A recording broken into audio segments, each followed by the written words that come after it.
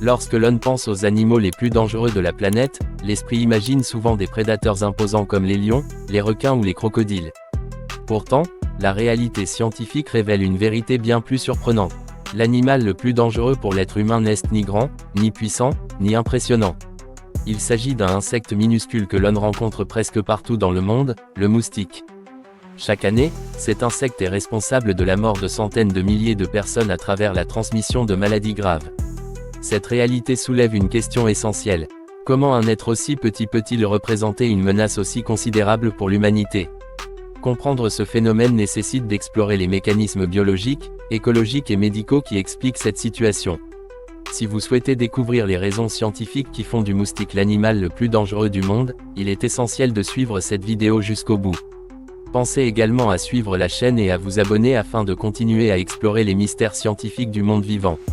Premièrement, le moustique devient dangereux car il agit comme un vecteur biologique capable de transmettre des maladies mortelles entre les êtres humains. Le moustique ne représente pas un danger majeur en raison de la simple piqûre qu'il inflige à la peau humaine. En réalité, la morsure elle-même provoque généralement une réaction légère et temporaire. Le véritable danger se situe dans un mécanisme biologique beaucoup plus complexe et beaucoup plus inquiétant. Certaines espèces de moustiques possèdent la capacité de transporter dans leur organisme des agents pathogènes extrêmement dangereux. Ces agents pathogènes peuvent être des parasites, des virus ou d'autres micro-organismes capables d'envahir le corps humain et de provoquer des maladies graves.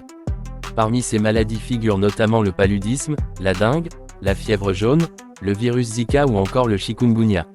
Lorsque le moustique pique une personne infectée par l'un de ces agents pathogènes, ces micro-organismes pénètrent dans son organisme et peuvent survivre dans certaines parties de son système interne. Par la suite, lorsque ce même moustique se nourrit du sang d'une autre personne, les agents pathogènes peuvent être introduits dans la circulation sanguine de cette nouvelle victime. Ainsi, le moustique agit comme un intermédiaire biologique entre différents organismes humains. Ce processus transforme un insecte extrêmement petit en un vecteur puissant de propagation de maladies à grande échelle. Ce principe nous rappelle que la dangerosité d'un organisme ne dépend pas toujours de sa force physique ou de sa taille apparente.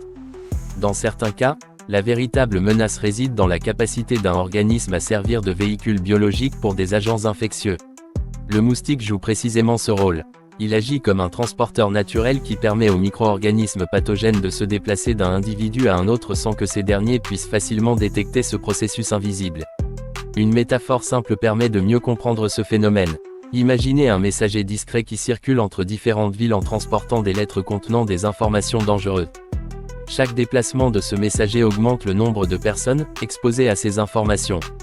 De manière comparable, le moustique transporte silencieusement des micro-organismes pathogènes d'une personne à une autre.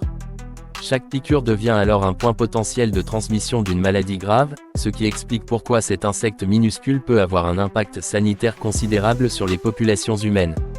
Deuxièmement, la capacité de reproduction rapide du moustique amplifie considérablement le risque sanitaire à l'échelle mondiale.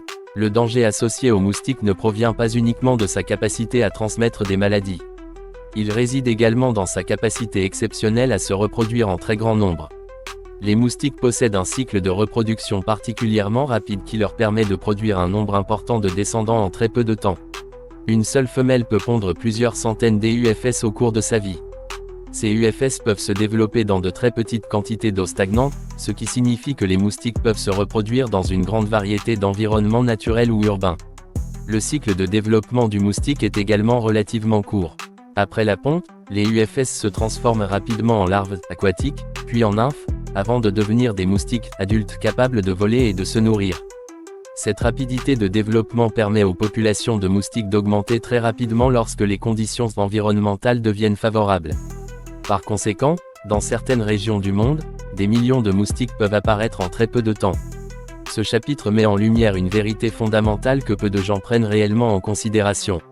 Le danger d'une espèce ne dépend pas uniquement de sa puissance individuelle, mais également de sa capacité à se multiplier rapidement et à occuper un espace donné en grand nombre. Chaque moustique supplémentaire représente une opportunité supplémentaire pour la transmission d'un agent pathogène. Lorsque les populations de moustiques augmentent fortement, la probabilité de transmission des maladies augmente également de manière significative. Une métaphore permet d'illustrer ce phénomène de manière claire. Imaginez une petite étincelle qui tombe dans une forêt sèche. Si la forêt contient peu de végétation, le feu reste limité. En revanche, si la forêt est dense et remplie de matériaux inflammables, l'incendie peut se propager rapidement et devenir incontrôlable. Les populations de moustiques fonctionnent de manière comparable. Plus leur nombre augmente, plus les possibilités de transmission des maladies se multiplient, ce qui amplifie considérablement les risques sanitaires pour les populations humaines. Troisièmement, la large distribution géographique du moustique facilite la propagation mondiale des maladies infectieuses. Un autre facteur majeur qui explique la dangerosité du moustique réside dans son extraordinaire capacité à coloniser une grande partie des régions du globe. Les moustiques ne sont pas limités à une zone géographique spécifique. On les trouve dans de nombreux environnements, notamment dans les régions tropicales, subtropicales et même dans certaines régions tempérées. Cette présence mondiale augmente considérablement leur influence sur la santé humaine. Les moustiques possèdent une capacité d'adaptation remarquable qui leur permet de survivre dans des conditions environnementales variées. Ils peuvent se développer dans les zones humides, les marécages, les rivières, les lacs et même dans de petites accumulations d'eau présentes dans les environnements urbains. Cette adaptabilité écologique permet à certaines espèces de moustiques de vivre à proximité directe des populations humaines. Par conséquent, les interactions entre moustiques et humains deviennent fréquentes, ce qui facilite la transmission des maladies. Ce principe nous rappelle que l'impact d'une espèce dépend aussi de l'étendue de sa présence géographique. Une espèce présente dans un nombre limité de régions aura un impact relativement restreint. En revanche, une espèce capable de se développer dans de nombreux environnements possède un potentiel beaucoup plus important pour influencer la santé humaine à grande échelle. Une image permet de comprendre ce phénomène de manière intuitive. Imaginez un réseau immense de routes reliant un grand nombre de villes.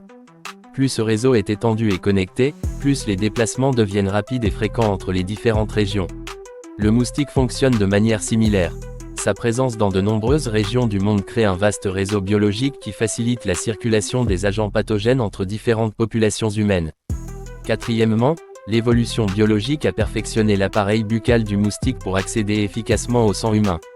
Le moustique possède également une adaptation biologique extrêmement spécialisée qui joue un rôle central dans sa capacité à transmettre des maladies. Chez cette espèce, seules les femelles se nourrissent de sang.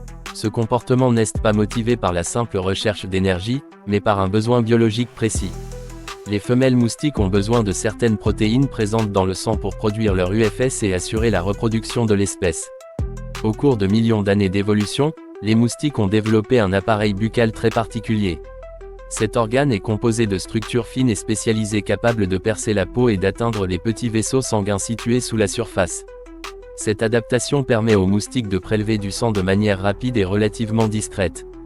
Pendant ce processus, l'insecte injecte également une petite quantité de salive qui empêche le sang de coaguler.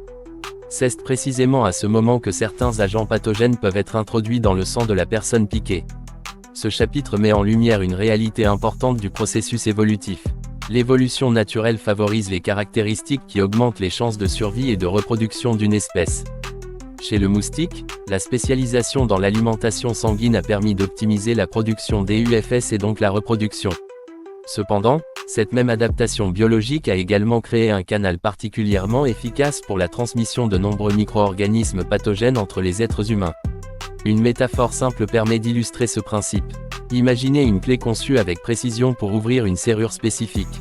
Cette clé permet d'accéder directement à un espace protégé qui serait normalement difficile à atteindre. L'appareil buccal du moustique fonctionne de manière comparable. Il constitue un outil biologique extrêmement efficace qui permet à l'insecte d'atteindre directement la circulation sanguine humaine, créant ainsi une voie de transmission idéale pour certains agents infectieux. L'étude scientifique du moustique révèle un paradoxe fascinant. L'animal le plus dangereux pour l'humanité n'est pas celui qui possède la plus grande force physique, mais celui qui agit comme un vecteur silencieux de maladies. Sa capacité à transmettre des agents pathogènes, sa reproduction rapide, sa présence dans de nombreuses régions du monde et son adaptation biologique à l'alimentation sanguine expliquent pourquoi cet insecte minuscule représente une menace sanitaire majeure. Ce principe nous rappelle que la dangerosité dans la nature ne dépend pas toujours de la taille ou de la puissance apparente d'un organisme. Parfois, les créatures les plus petites possèdent les mécanismes biologiques les plus efficaces pour influencer la vie humaine. Si cette exploration scientifique vous a permis de mieux comprendre pourquoi le moustique est considéré comme l'animal le plus dangereux du monde, prenez un moment pour soutenir la chaîne. Abonnez-vous afin de continuer à découvrir d'autres phénomènes fascinants du monde animal et scientifique.